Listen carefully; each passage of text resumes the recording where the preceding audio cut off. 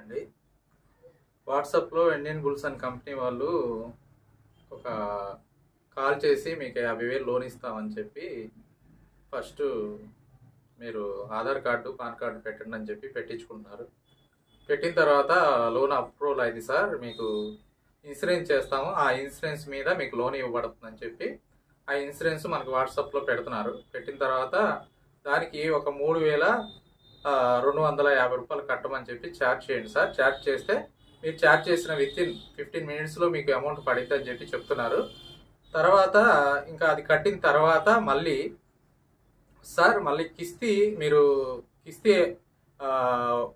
కిస్తీ కట్టుకుంటే మీకు లోన్ మిస్టేక్గా ఉంది సార్. ఒక కిస్తీ కట్టుకుంటే మీకు 2 నెలలు బోనస్ వచ్చింది. బోనస్ వచ్చిన తర్వాత మీరు 2 నెలలు కిస్తీ కట్టే పని ఉండదని చెప్పి 5,550 రూపాయలు కట్టించుకుంటున్నారు సార్.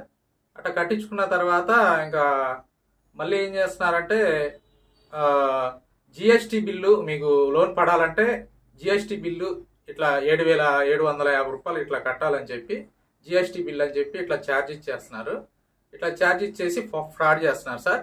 సరే అది అయిపోయింది. సరే మళ్ళీ అమౌంట్ పడలేదు ఏంటి సార్ 15 మినిట్స్లో అని చెప్పి అడిగితే మళ్ళీ ఓటీపీ ఛార్జెస్ పడుతున్నాయండి, ఓటీపీ ఛార్జెస్ కడితే మీకు అమౌంట్ అప్రూవల్ అవుతుందని చెప్పి ఇట్లా ఫ్రాడ్ చేస్తున్నారు సార్.